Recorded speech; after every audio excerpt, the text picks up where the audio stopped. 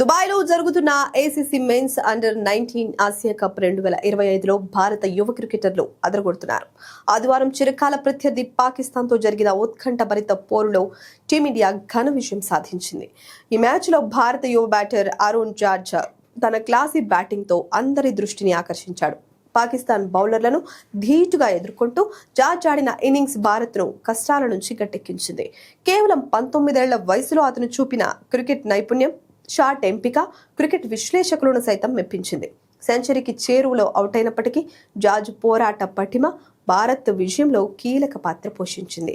దుబాయ్లోని ICC academy గ్రౌండ్లో జరిగిన ఈ మ్యాచ్లో టాస్ ఓడి బ్యాటింగ్కు దిగిన భారత్కు ఆశించిన ఆరంభం లభించలేదు. విధ్వంసకర ఓపెనర్ వైభవ్ సూర్యవంశీ కేవలం 5 పరుగులకి వెనుదిరగగా కెప్టెన్ ఆయుష్ మాత్రే 38 పరుగులు చేసి అవుట్ అయ్యాడు.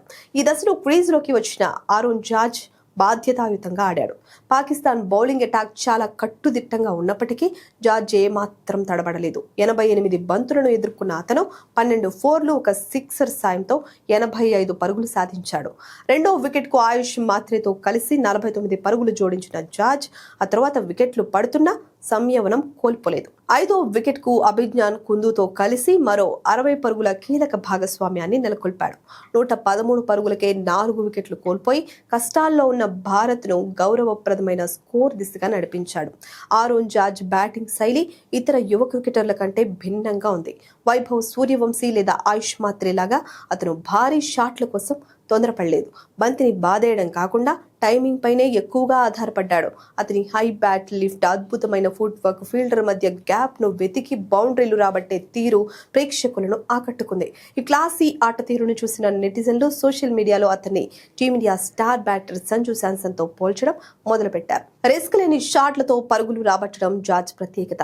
పాక్ పేసర్ అబ్దుల్ సుభాన్ వేసిన బౌన్సర్ ను కవర్ రీజియన్ లో ఆడే ప్రయత్నంలో క్యాచ్ ఇచ్చి జార్జ్ అవుట్ అయ్యాడు. సెంచరీ చేజారిన మిడిల్ ఓవర్లతో అతను ఇచ్చిన స్థిరత్వం భారత ఇన్నింగ్స్ కు వెన్నెముకగా నిలిచింది. అరుణ్ జార్జ్ పుట్టింది కేరళలో అయినప్పటికీ అతను క్రికెట్ ఆడుతున్నది మాత్రం హైదరాబాద్ తరపున. అండర్-19 స్థాయిలో అతను హైదరాబాద్ జట్టుకు ఎంతో నమ్మదగిన బ్యాటర్గా ఎదిగాడు. వీణు మన్కర్ ట్రోఫీలో హైదరాబాద్ జట్టుకు కెప్టెన్ గా వ్యవహరించిన జార్జ్ చాలా కాలం తర్వాత జట్టుకు ఆ ట్రోఫీని అందించి చరిత్ర సృష్టించాడు.